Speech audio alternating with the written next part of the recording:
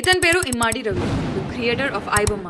చాలా మందికి ఫ్రీగా సినిమాలు చూపించే ఈ పర్సన్ వాళ్ళ నాన్న దృష్టిలో ఒక బ్యాడ్ సన్ లాగా మారాడు. చేసింది అదో పని, ఇది ప్రభుత్వాన్ని ఛాలెంజ్ చేస్తారా? రవి ఐబొమ్మ స్టార్ట్ చేసింది మన మిడిల్ క్లాస్ వాళ్ళ కోసమే.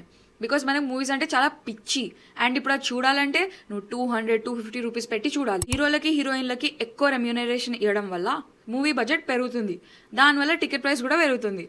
అందుకనే దిస్ ఇస్ నాట్ ఫేర్ అని చెప్పి ఐబొమ్మ స్టార్ట్ చేశాడు రవి. రవి వైజాగ్ అబ్బాయి, ఇంజనీరింగ్ ఎంబీఏ చేసి హైదరాబాద్ లో ఒక టెక్ ఫర్మ్ CEO లాగా రన్ చేశాడు. తోటి టెక్నాలజీ మీద చాలా గట్టిగా గ్రిప్ వచ్చింది. ఎంత గ్రిప్ అంటే డైరెక్ట్ గా cinema distributors high security servers నే హ్యాక్ చేసేంత. ఈ ఆపరేషన్స్ అన్ని Netherlands, Caribbean islands and France నుంచి వెళ్ళి నడిపించేవాడు. పోలీసులకు దొరకకుండా క్లౌడ్ ఫ్లేర్ అనే నెట్వర్క్ తోటి ఈ సర్వర్స్ ని హైడ్ చేసేవాడు. పోలీసులు వెరీ క్విక్లీ ఫోకస్ చేసి టీం అందరినీ పట్టుకున్నారు ఎక్సెప్ట్ దిస్ రవి పర్సన్. ఇది చూసి రవి దమ్ముంటే పట్టుకోండి అని చెప్పి పోలీసులకి ఒక ఇజ్జత్ కా సవాల్ లాగా ఛాలెంజ్ చేసిండు 1 month బ్యాక్. అయితే మన పోలీసులు ఊరుకుంటారా?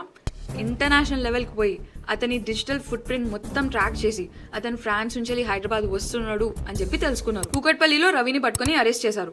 రైడ్ లో పోలీసులకి laptops, computers, hard disk and also HD prints of films ఇవన్నిటిని కాన్ఫిస్కేట్ చేశారు. పోలీస్ రిపోర్ట్స్ ప్రకారం ఇది మిడిల్ క్లాస్ పీపుల్ కి కాదు, ఇది మనీ కోసం చేశాడు అని చెప్తున్నారు. ఒక యాడ్స్ మాత్రమే కాదు, ఐబొమ్మ ప్లాట్ఫామ్ లో అండర్ గ్రౌండ్ బెట్టింగ్ యాప్స్ ని కూడా ప్రమోట్ చేసి personal details like your name, mobile number, email ID ఇవన్నిటిని సైబర్ క్రిమినల్స్ కి అమ్మి crores లో సంపాదించాడంట. దాని వల్ల పీపుల్ ఆర్ టేకింగ్ సైడ్స్.